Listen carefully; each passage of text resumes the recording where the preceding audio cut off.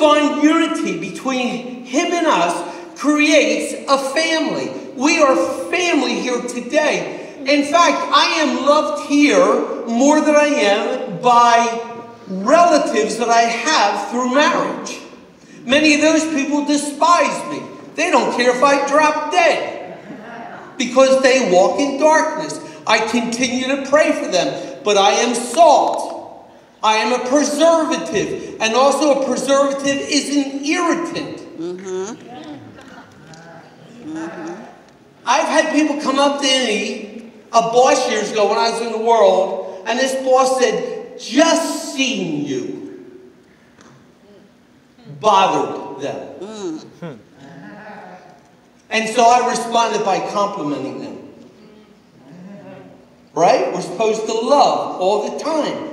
No family will last longer nor connected stronger than the family of God. For it will last throughout all of eternity. It is bound together by his love for us and our love for him and our love for one another. Pastor Ralph's word today about power and holiness. I'm going to tell you something. I am having a blast out there right now. I have cultivated a lifestyle, and all the glory goes to the Lord, with my face on the carpet. We're honest, and you can have the same thing. Maybe you're even doing seeing greater results than I am. But on the streets right now, I'm seeing 80% manifestation of healings right on the street. 80%. I mean, that is so awesome. Amen. That is so cool. And so then when that sinful thought comes in, man, I don't want to have anything that may damper that. Amen. I don't want that power watered down or that fire going out and dampened in any way, shape, or form. I am having such a good time with that. And I'll tell you what, I stay righteous because I've cultivated a love relationship with our Lord. He said, if you abide in me, I will abide in you. It's all about if. How close do we want to be? I'll tell you what, man. I'm just beside myself. I'm in love so much right now with the Lord. The other night I came home. I got out of my car, went in the car, brushed my teeth, got to bed. I heard this engine running. I thought, who's out in front of my house? And then I looked out. Here was my car running. I forgot to turn it off. Man, I'm just thinking about him all the time. I forgot to turn the car off. Now I'm teasing. But that's the way it has to be. Oh, and then he writes me love letters in his book. And, oh, man, he's always telling me he's dancing all over me. And, man, I'll tell you, it's awesome. I am loved. I am googly-eyed. I'm accepted as a son. You know, he doesn't remember my past. He told me I'm as pure as the fresh-driven snow. You think I'm going to affect that by playing with some thought? No way, man. I'm having too much fun. We got a thing. Man, it's just a great thing I got right now with the Lord, this relationship, you know? And I want to keep it going like that. With Christ, the head of our family, we walk in holy fellowship together, sympathizing and serving each other. And that's you and I. A friend of mine who happened to be a different color from me. He's a black man. I could say brother, but he's not a brother. Well, he's done a couple tours, not of duty, but of prison. And, well, our paths crossed. And he used to live in the hood.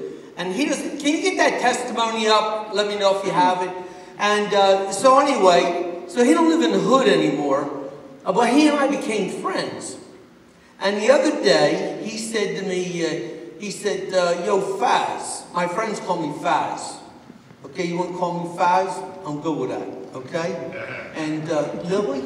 Yes. Lily?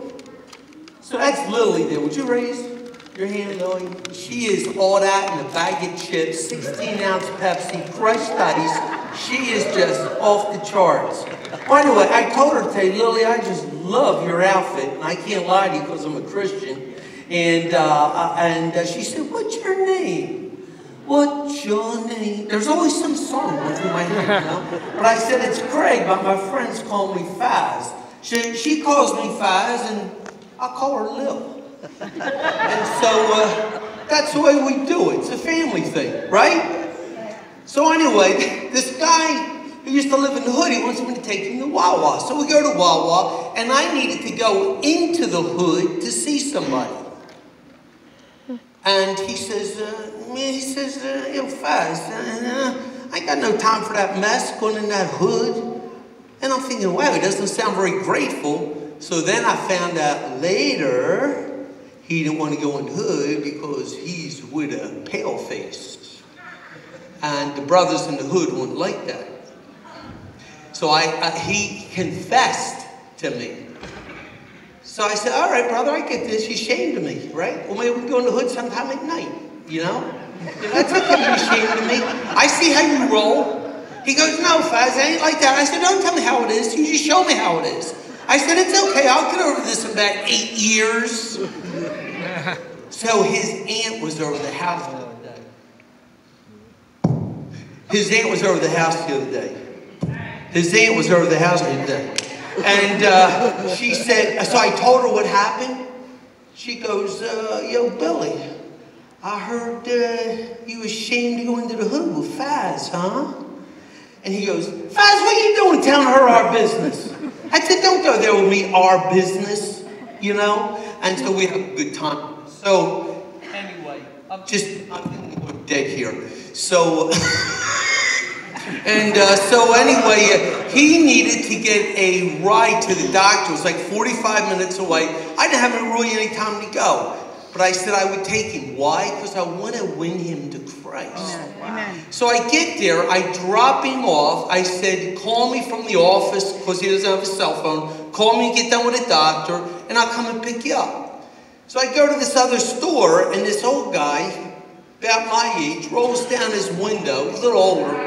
And he goes, yo, buddy. He says, you know where Virtual Medical Center is? It's 1440 Route 70, Martha, New Jersey. And I said, what's that? No, I didn't. And I said, well, here, you can see it on your phone. Well, his phone was prehistoric. I think Fred Flintstone traded it years ago. So I said, here, follow me. He says, you are the best. I said, no. But he who lives in me is. I said, Jesus gave me a heart back in 1981. He made me a new person. Amen. And I said, does he live in your heart? He says, I'm Jewish. And I started to share Jesus as Messiah. And before I even got in the car, he's receiving Jesus as Messiah. Amen. Asking our Lord to forgive him of his sins. And he said, man, this is unbelievable. And so anyway, I said, here, just follow me. So I took him to the Virtua, you know, and it was just phenomenal. But the opportunities are just all over the place. So then my buddy, who's a buddy in the daytime, you know, he don't want, you know, I mean, not in the daytime, just at nighttime. I said to him, since it's daytime, you want to put a hood on? I don't want to be embarrassed, you know what I mean? Everybody sees you with me. And I said, you ever been to Chick-fil-A? He goes, out one time. I said, here, let me take you. Well, here, Faz, let me get it for you. I'd love for you to get it for me, but your money just no good with me, brother. And so I paid for it. And then I took him home. Then I took him to the pharmacy and et cetera, et cetera. And he said, let me give you some gas. I said, I'd love for you to give me some gas. But your brother, man, your money just ain't no good with me. And so we're just getting along. And I showed him CeeLo Green on a YouTube clip, Mary, Did You Know? And it's just awesome. So his son, we get home. Do we have that testimony? Yeah. So his son, we get home, and he jammed his finger playing football. And you know when you jam your finger, how it hurts? Well, we just laid hands on that baby, and instantly the Lord took all the pain away. So I want to show it to you right here. It's just going to take like 30 seconds.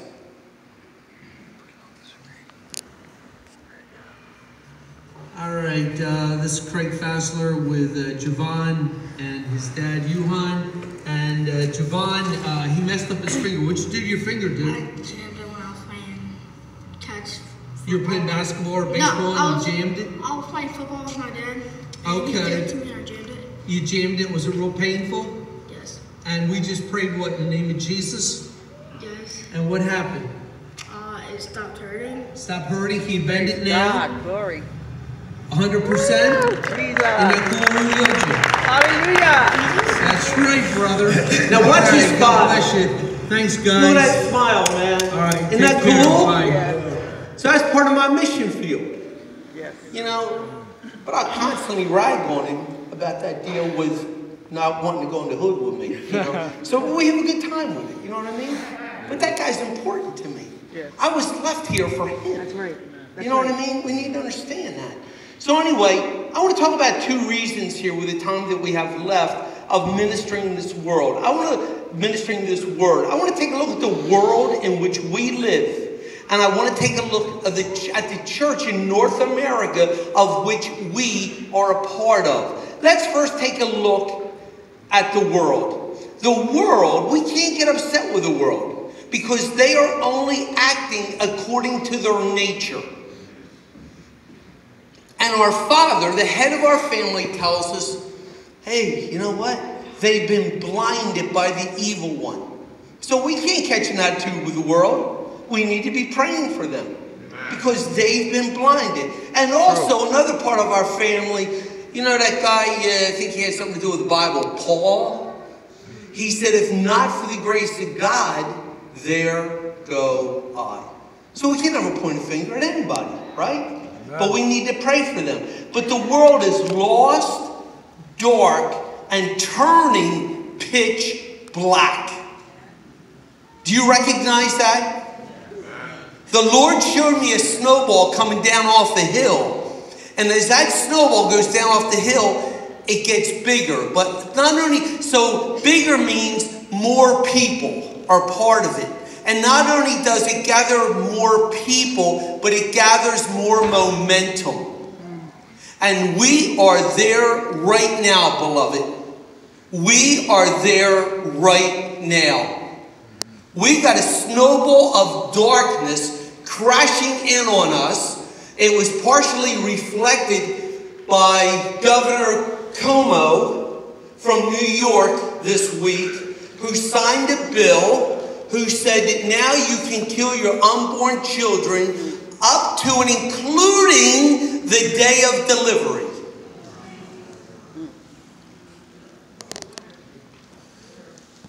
Think about that. I go in with my wife, and the nurse is there, and she says, and this is where we're at. Not where we're going to be, we're there now. The nurse comes up and says, will you be delivering the baby, or are we going to